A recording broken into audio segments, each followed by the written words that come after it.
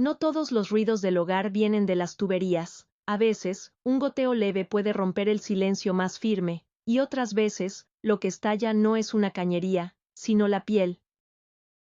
Dicen que el agua busca salida por donde puede. Ese día, la mía la encontró entre dos manos ajenas, y no fue una fuga. Fue una decisión, una rendición, una válvula rota que ya no pude cerrar. Y ahora, cada vez que escucho una gota caer, siento que fue él quien la dejó ahí, como una promesa suspendida. Todo comenzó un viernes al mediodía. Sergio, mi marido, se acababa de ir por otro viaje de trabajo.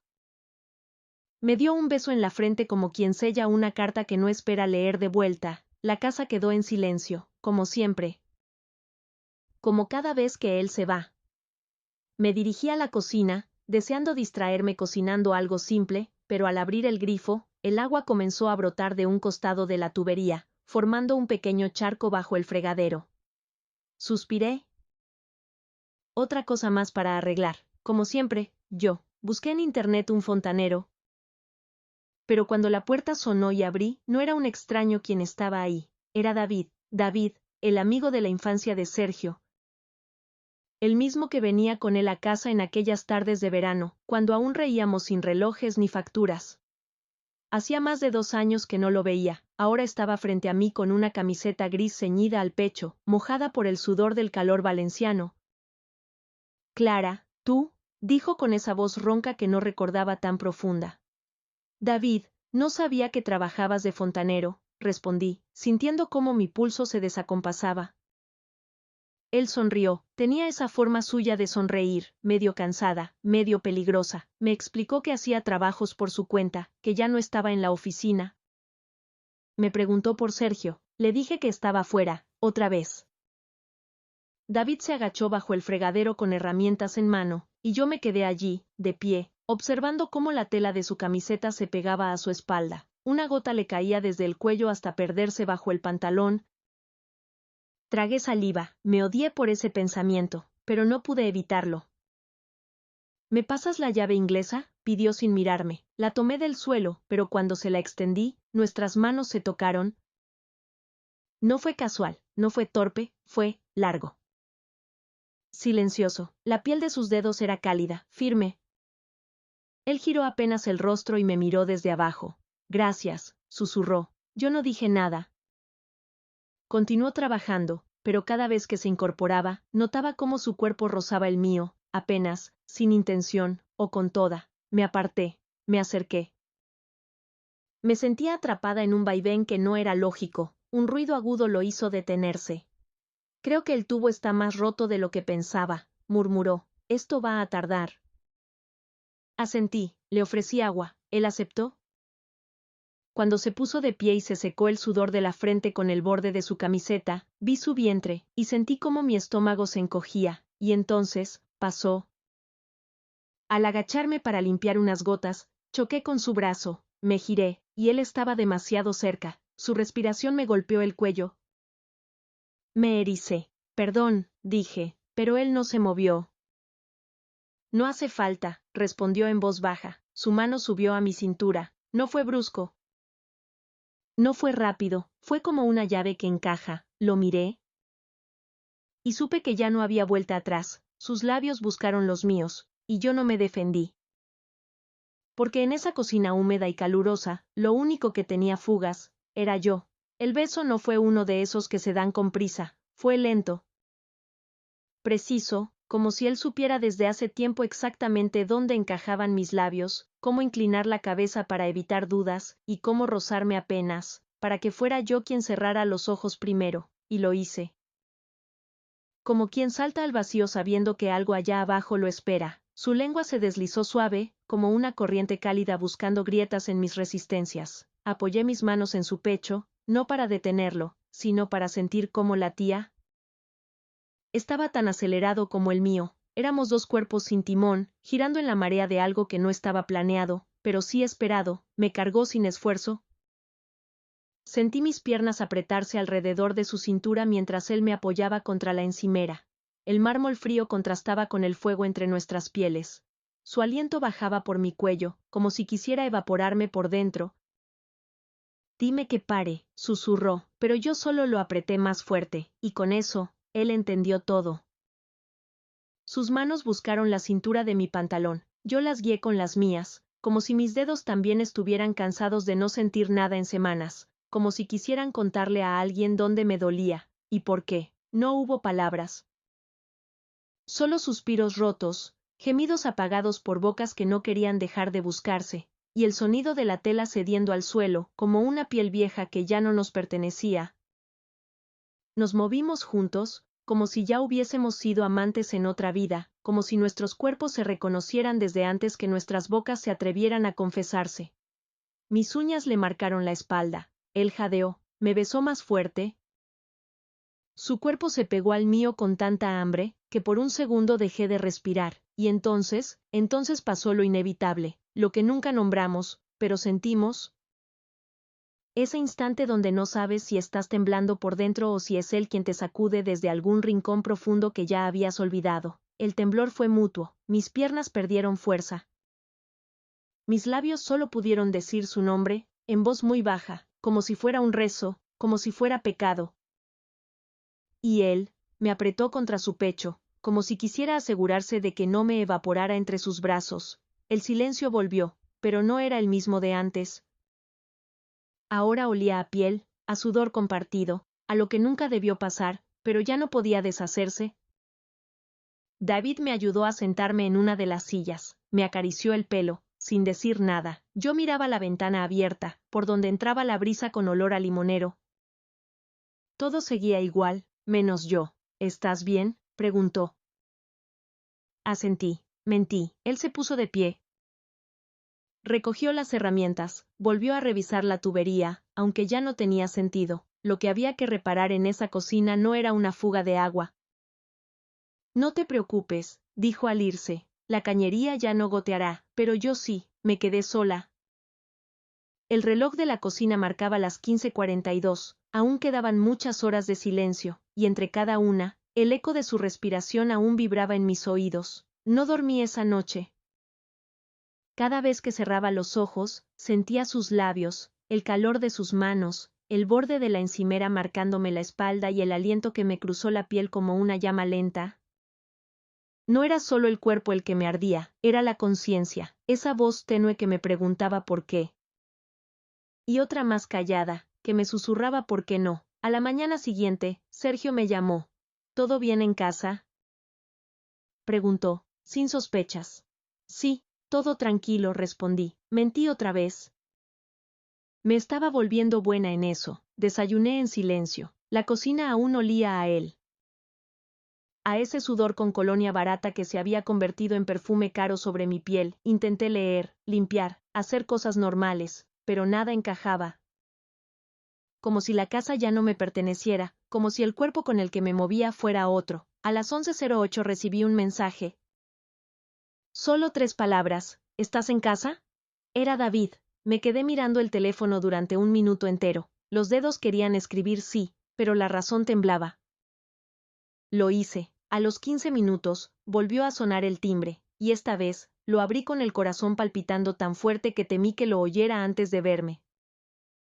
Él estaba ahí, con la misma camiseta del día anterior pero otra mirada, una más oscura, más directa, más peligrosa. No dije nada, tampoco él. Entró, cerré la puerta. La cocina ya no era territorio neutral. Nos quedamos parados uno frente al otro, como si estuviésemos negociando con el deseo, pero en realidad ya habíamos firmado todo con la lengua la tarde anterior. No dejé de pensar en ti, dijo, con voz baja. No respondí. Mi silencio fue una invitación. Se acercó, lento. Como si le costara dominar el cuerpo, su mano rozó mi cuello, su pulgar trazó el contorno de mi clavícula.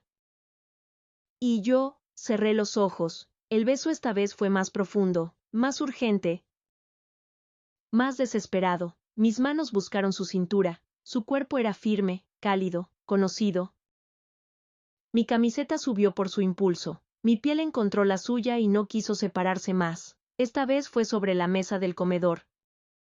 El mantel cayó al suelo, los cubiertos vibraron, mis piernas se abrieron sin pensarlo.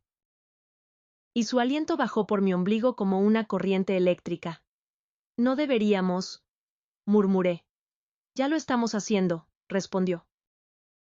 Y entonces, como si el mundo desapareciera, como si la casa se cerrara sobre nosotros, dejamos de pensar, y solo fuimos cuerpos, piel contra piel, voz contra voz, lenguas que se encontraron para no decir nada, pero decirlo todo. La madera crujía bajo nosotros. El reloj marcaba las 12, y yo no sabía si era mediodía o medianoche en mi alma. Terminamos abrazados, desnudos, en silencio. Él jugaba con un mechón de mi pelo, yo le escuchaba respirar. Esto no puede durar, dije sin mirarlo. Lo sé, respondió, pero ninguno se movió. Porque cuando algo se rompe, a veces no quieres repararlo, quieres seguir mirando los pedazos. Desde ese día, David comenzó a venir cuando Sergio se iba. Nunca quedábamos, nunca pactábamos hora, él simplemente aparecía, y yo, dejaba la puerta sin llave. Era como si la casa supiera, como si las paredes respiraran con nosotros, con cada nueva visita, con cada ropa que caía más rápido que la vez anterior. Lo nuestro no era amor. Era hambre, era un incendio que se alimentaba de la rutina que Sergio había dejado atrás. Me volví adicta a su forma de entrar sin preguntar, a cómo me sujetaba del cuello para besarme, a cómo decía mi nombre entre dientes cuando perdía el control dentro de mí. Había tardes en las que no llegábamos ni al sofá. Otras, nos quedábamos desnudos en el suelo, respirando entre risas ahogadas, con las manos aún temblando por todo lo que no debimos hacer, y volveríamos a hacer. Una vez, mientras me quitaba la blusa, me dijo algo que me heló. Así te imaginaba, cada vez que venía con Sergio. Cada vez que él me hablaba de ti, me aparté un segundo, lo miré a los ojos. ¿Desde cuándo? Desde la primera vez que te vi con ese vestido azul, sabía que no eras feliz. Y supe que yo quería saber cómo sería hacerte feliz. No supe qué responder, solo le besé los labios con furia, como si eso borrara lo que acababa de decir.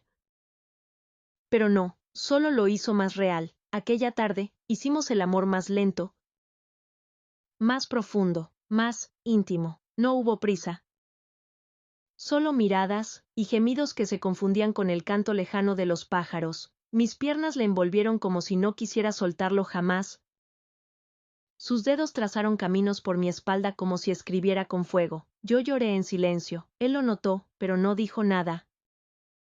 Solo me abrazó fuerte, como si entendiera que esa lágrima no era culpa suya, sino mía, y tal vez lo era, porque mientras más lo tenía, más me perdía a mí misma. Cada mañana siguiente, me dolía mirarme al espejo, no por vergüenza, sino por miedo a no querer parar. Un día, Sergio volvió más temprano. Yo estaba en la cocina, con una blusa que aún olía a David. Mi marido me abrazó por detrás, como hacía meses que no lo hacía, y yo, cerré los ojos, no por placer, sino para no gritar. Me dijo que quería recuperar lo nuestro, que estaba pensando en pedir menos viajes, que tal vez podríamos planear unas vacaciones, y mientras hablaba, yo solo podía recordar cómo David me había mordido el hombro la noche anterior. Cómo sus dedos aún dejaban marcas que ni el agua caliente podía borrar. Le sonreí a Sergio, le dije que sí, que sería bonito. Pero por dentro, algo ya estaba roto, y no era una tubería. El domingo, Sergio me invitó a cenar. Un gesto inesperado, flores, vela, hasta vino, la mesa estaba lista, menos yo. Me senté frente a él con la sonrisa que ya había practicado frente al espejo. Escuchaba su voz, sus planes, sus disculpas envueltas en ternura, pero mis pensamientos estaban en otro lado, en otro cuerpo. En otra respiración. Quise ser honesta, decirle la verdad. Pero la culpa se me enredó en la garganta como un nudo de carne viva. ¿Sigues conmigo, Clara?, me preguntó con una mirada frágil. Sí, dije, y no supe si mentía o solo repetía lo que él necesitaba oír. Esa noche, no dormí en nuestra cama. Fingí dolor de cabeza. Me encerré en el baño y me senté sobre la tapa del inodoro con el corazón golpeándome el pecho como si quisiera salir. Tomé el móvil. Escribí a David. Se acabó. Pero no lo envié. Lo guardé en borradores, como tantas otras decisiones que no me atreví a tomar. El lunes, al volver del trabajo, encontré la puerta entreabierta. No había señales de robo, todo en su lugar, excepto algo sobre la mesa, un sobre, mi nombre, en letra firme, dentro, una llave. Y una nota: sé que no eres feliz, sé que tampoco lo soy. La puerta está abierta, tú decides si cruzarla o quedarte donde estás. Sentí que el mundo giraba bajo mis pies. Me apoyé en la pared, con la llave apretada en la mano. ¿Era libertad? ¿Era trampa? ¿Era amor? ¿O solo un espejo más donde no quería volver a mirarme? Guardé la nota. Y esa noche, por primera vez en semanas, hice el amor con Sergio. No fue pasión, fue redención. Fue cerrar los ojos e imaginar que era otro quien me susurraba, no por traición, sino por despedida. Porque al terminar, me levanté en silencio, me vestí, y salí al pasillo sin hacer ruido. La ciudad dormía, mis pasos no. En mi bolso, la llave pesaba como una piedra caliente. Avancé 3 cuadras, 5, 8, y al llegar frente al edificio de David, me quedé de pie, temblando, respirando con un nudo en el pecho. Subí, piso 3. Puerta 3B. El número me quemó las retinas. Metí la llave. Giró, encajó, como todo lo demás. Abrí, y allí estaba él, con el torso desnudo, con los ojos clavados en mí, sin sorpresa, solo espera. No hablamos, solo nos acercamos, su mano se posó en mi nuca. Y esta vez no hubo culpa, ni duda, ni límite. Mis piernas rodearon su cintura antes de cerrar la puerta, y cuando todo terminó, cuando nuestros cuerpos ya no pudieron más, él me abrazó fuerte y susurró: esta vez, no te vayas. Yo cerré los ojos y respondí: no pienso volver. Si te gustó esta historia, no olvides suscribirte al canal, activar la campanita y regalarnos un me gusta, para más relatos de infidelidad como este. Nos vemos en el próximo, si te atreves.